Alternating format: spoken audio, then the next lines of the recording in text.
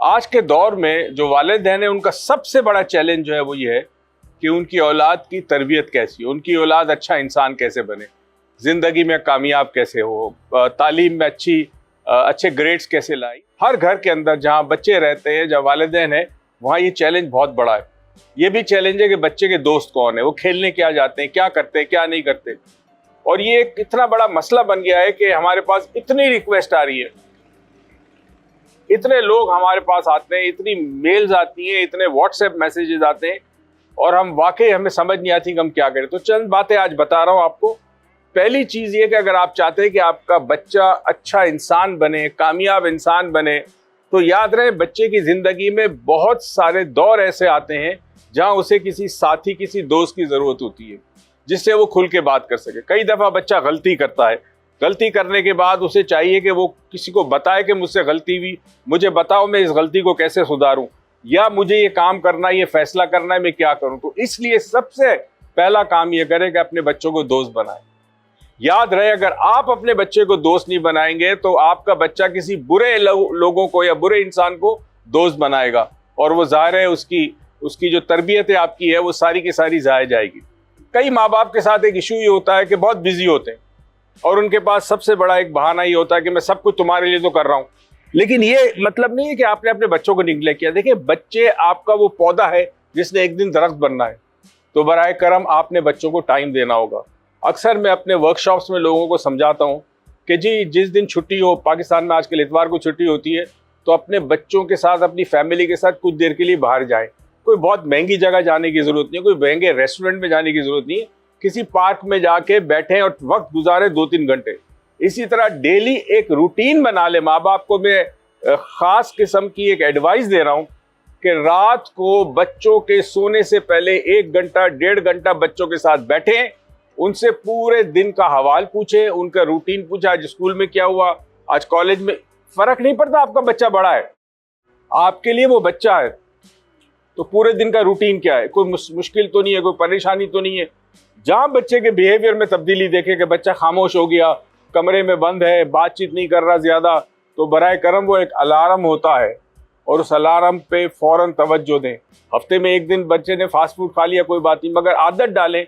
और ये आदत बचपन से डालनी होगी कि बच्चा घर का खाना खाए और सब्जियों का इस्तेमाल ज़्यादा करे। उसके लिए आपने उसको बहुत सारी बातें बतानी होगी, कहानियाँ सुनानी होगी, उसको फ़वाइद बताने होंगे। और बच्चों के साथ हमेशा ये होता है कि उसका जो भी ड्रीम है, वो जो कुछ बनना चाहता है, उसके साथ आप उस चीज़ को लिंक कर दें कि जो आप चाहते हैं कि वो करें। ये चीज़ याद रखें कि माँ बाप जो है वो ज़िंदगी के बड़े नशे वो फराज बर्दाश्त कर लेते हैं। किसके लिए करते हैं? अपनी औलाद के लिए करते हैं। मगर औलाद को कुछ हो जाए तो माँ बाप बर्दाश्त नहीं कर सकेंगे। तो एक टेक्निक हम हमेशा बताते हैं कि बच्चे को छोटी उम्र से इस बात की पोजीशन दे कि वो छोटे मोटे फैसले कर सके। बच्चे को सिखाएं कि ज़िंदगी में फ़ैसले कैसे किए जाते हैं। हर बच्चा जब गलत फैसला करेगा तो सही सीखेगा। तो अपने बच्चों को छोटे मोटे फैसलों में शामिल करें, उनसे गलती होने दें।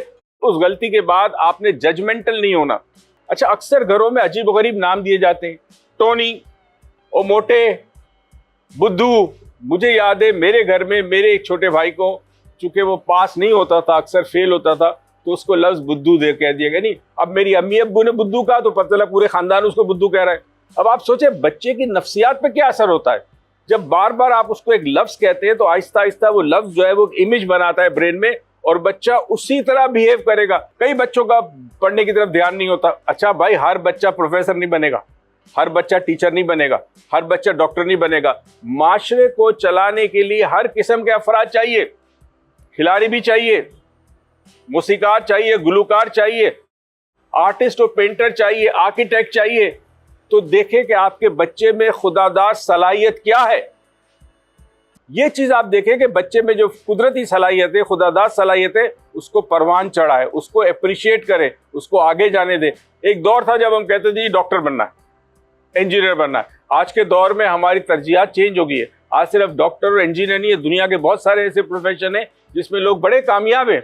हमारे क्रिकेटर्स को देखें, हमारे मुख्तलिफ एथलीट्स को देखें, हमारे बॉक्सर्स को देखें, हमारे आर्टिस्ट को देखें, हमारे पेंटर्स को देखें, हमारे गुलूकार को देखें, मौसीकार को देखें, शायरों को देखें। तो जिस चीज़ में फितरती तौर पर आपके बच्चे का रुझान हो, उससे डालें उसको। स्कूल, कॉलेज, यूनिवर्सिटी, कौन सी ऐसी जगह है पाकिस्तान में जहाँ नशा नहीं बिक रहा बाहर? और हमें अपनी नस्लों को, आने वाली नस्ल को नशे से बचाना है। उसके लिए तरीका ये है कि जब आप बच्चे के साथ वक्त गुजारेंगे तो दो बातों पे आपने बच्चों से उसकी तरगीब देनी है, उसको हिदायत देनी है, समझाना है। एक नशा, एक रिस्क हलाल। बाप मेहनत करता है, किस लिए करता है? तुम लोगों के लिए करता है, लेकिन ये हमारा फर्ज है। एहसान मत जताइए कभी भी। अगर आपका बेटा या आपकी बेटी गलत सोबत में बैठता है तो वो नशा करेगा या करेगी, ये याद रखिए। इसीलिए टाइम देना जरूरी है। बच्चे को कोई प्रॉब्लम हो, उससे कोई गलती हो जाए तो माँ बाप सबसे बड़े दोस्त हैं, माँ बाप के साथ आके शेयर करे। कभी देखा गया बच्चे के हाथ से कब गिर गया, टूट गया, माँ ने कहा ओ कम वक्त के बच्चे, फिर तोड़ दिया तूने? ये कभी ना कहे।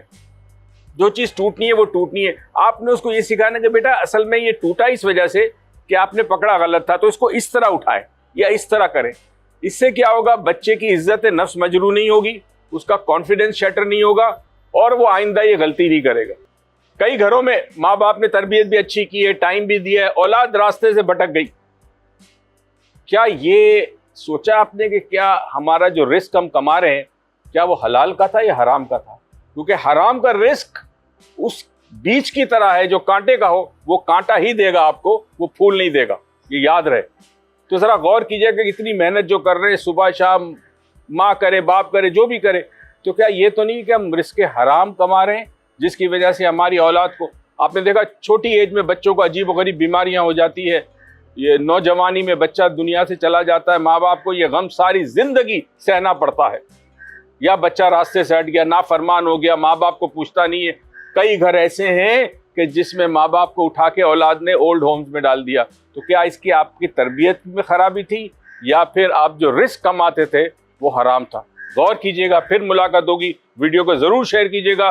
कई घरों में ये मसले हैं, हो सकता है आपके शेयर करने से किसी की समझ में आ जाए और उसका घर सुधर जाए। पाकिस्तान पाइंदाबाद।